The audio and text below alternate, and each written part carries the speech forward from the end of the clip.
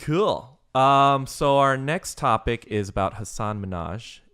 He came out with a new show on Netflix. I think it's going to be like a weekly show, kind of like in the style of like The Daily Show, where he talks about certain kind of like more, I guess, political issues. So it just came out last week, and it's called the Patriot Act. And the episode that just came out was about affirmative action. Yeah, and I have many feelings about that. But Well, before we get to your feelings on that, Sure. I do want to say I didn't watch this clip about affirmative action because didn't do my homework for this podcast. Sure. But I did watch the clip of Tan from Queer Eye, Yeah. and Hasan Minhaj, and You've seen his homecoming thing too, right?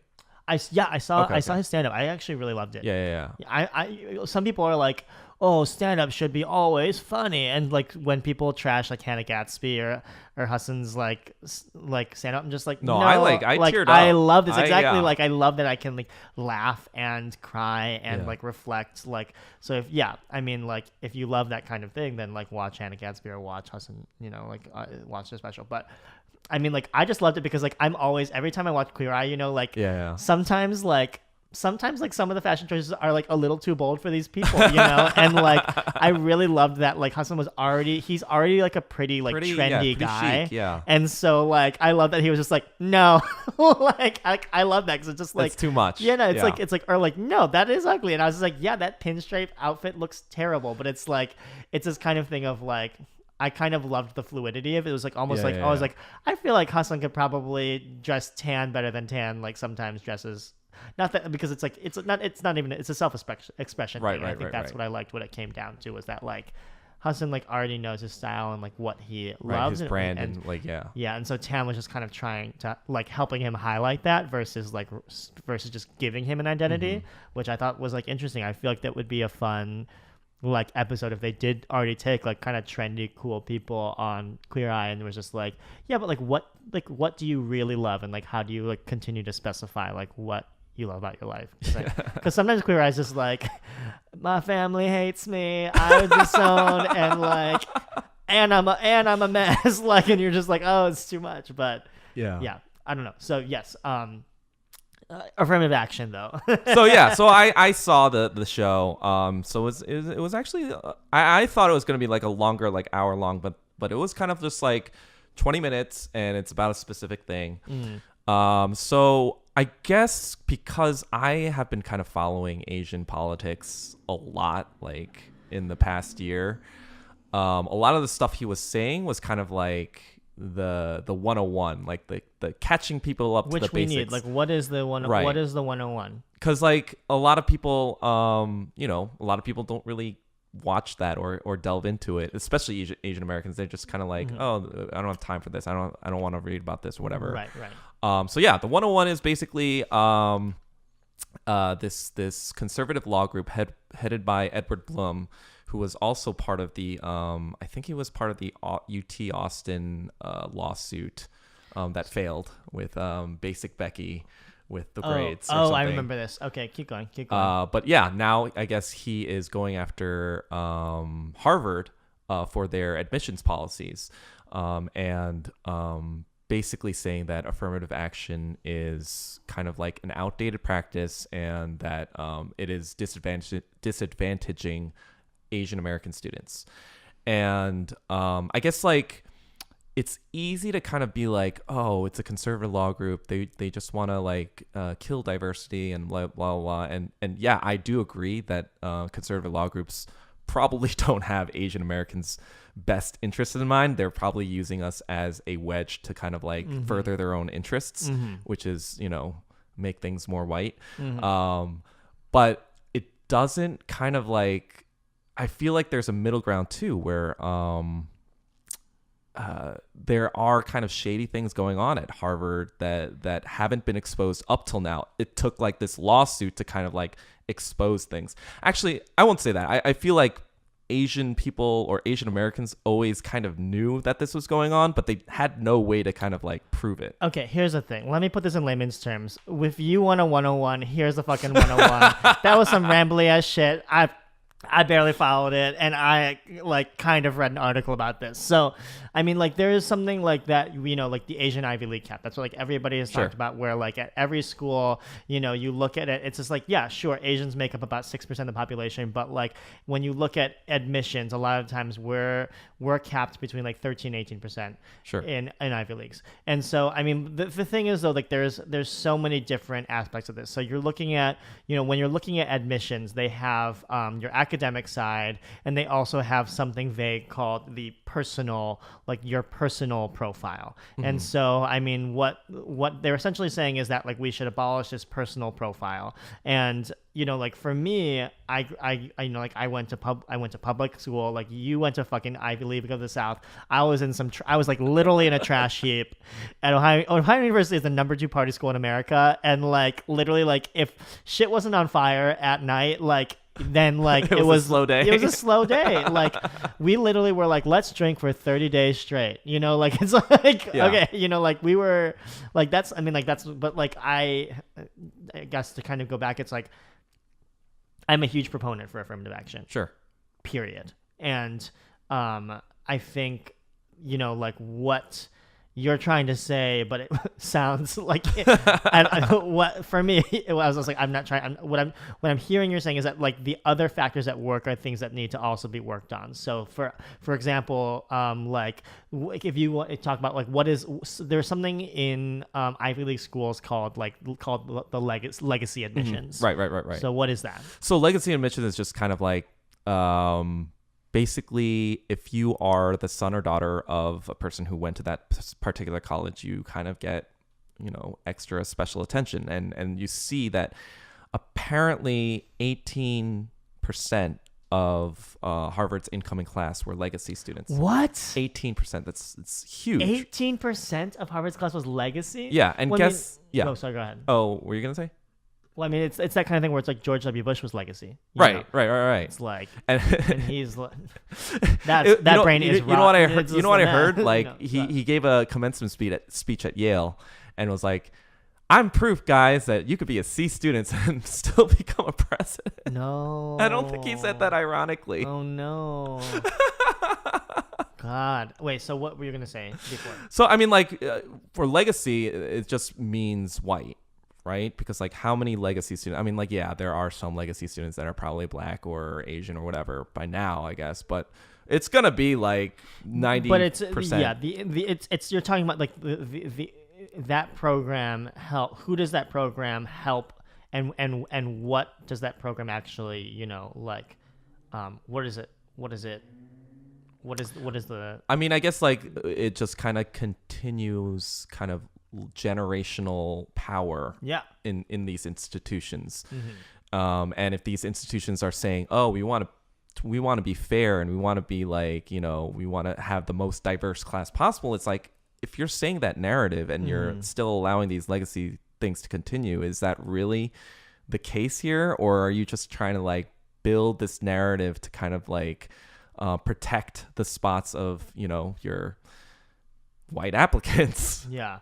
See, because I mean, I did not know it was 18%. Yeah, that's crazy. It's huge. And for me, like, I guess that's like the only thing that it's like abolish that. Yeah, and it's hard because like so Harvard's endowment is like something like $40 billion, and that money comes from somewhere, right? It comes from donors. It comes from people who are legacy and alumni. And if you get rid of a legacy, then you get rid of that money. You get rid of that money. So it's just kind of like this thing where these institutions are private, right? So they're not these governmental like institutions, but it is kind of like what control should the government have over these kinds of admissions processes, and what should they even have a say in these kinds of things? Like it's very kind of like murky because like it is a business, but then at the same time it's just kind of like it's a privately owned business, right?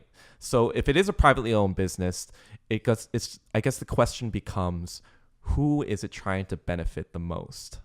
Yeah. So I mean, that's my struggle with this situation, is that it's just like, can you I don't know. I don't want to say this in like a dicey way, but like I think it's just like, can like is it a thing to complain about something that like is privately owned in a way that it's like I don't know what the end goal, like what is the end goal of these people that of Asians being like, yes, get rid of affirmative action, when I walk up to them, I'm just like, but what is your end goal, like what is your end game here?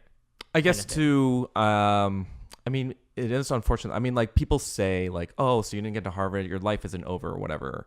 But the reality of the situation is that, you know, these schools funnel into the levers of power in all sorts of, you know, society. Sure. And it is kind of like when we hear that, it is kind of like, Asians, you guys have it pretty good, so don't complain. And it's just kind of like insulting to hear that to me. You know what I mean? I mean, sure, it's insulting, but there's a lot of things that are insulting. Like, I've told you to throw away that shirt like multiple times, and you're still fucking wearing it, and it's old and ratty as fuck. But like, hold on. But you said that like when you're hearing people dismantling affirmative action, I don't think like Asian people, like all Asian. I mean, there is a portion of Asian Americans who do want affirmative action just to be totally abolished, which I don't agree with. Yeah. And those people do exist. I understand that those people need to get their heads examined a little bit. But there is like, you know, people, Asian Americans like me, who want to keep affirmative action, but want to dismantle certain things or change the way it is. Because like, as it is, the admissions process is this very opaque system where nobody really knows what's going on except Harvard itself. It's kind of like Harvard's like, trust us, we're making it diverse. You don't know how we're making it diverse, but we are. So just don't mess with the system. Right. If the shit ain't Yeah. broke, why fix it type thing. Yeah. And so that kind of like grinds my Yeah. gears a little bit. Yeah, but I think it's like, how do you fight against something that both holds the keys to the car and the car? It's like when you are just the passenger, can you like be like, well, like I think it's too cold in the car.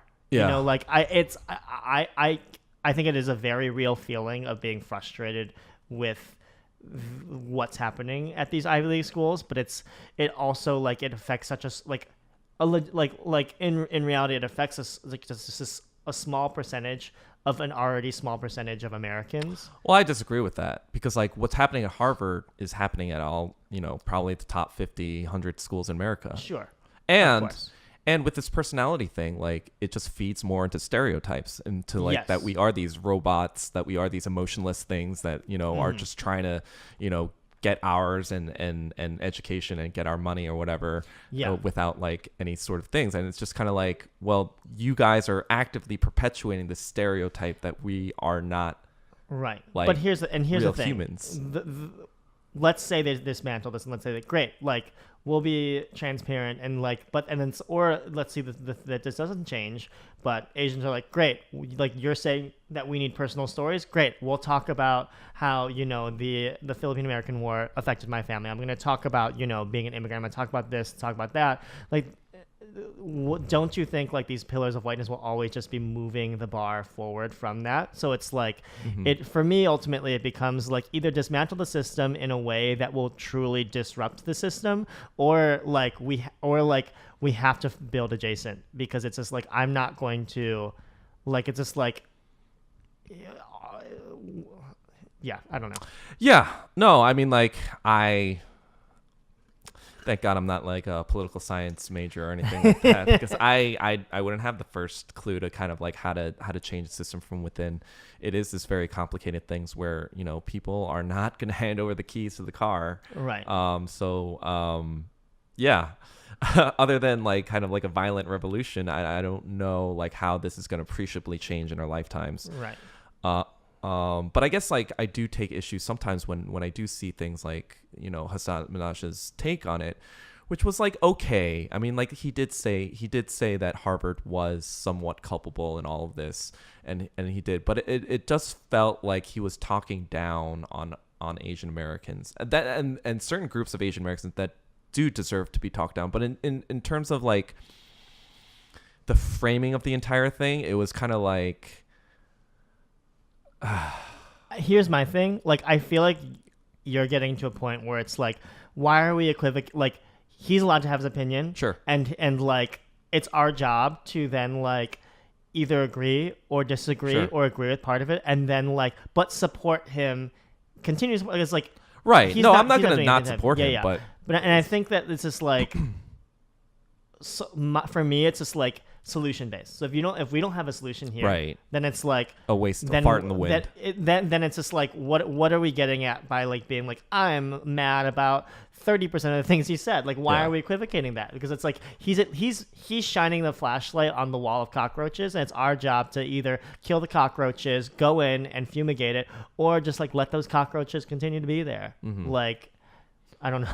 I don't know if people are gonna email us and be like, "What the fuck are you talking about?" Cockroaches. Yeah, I don't know. Okay, so then hold on. Let me posit this question. Okay. What do you think his purpose was in shining this light in the what did he want to accomplish with all that?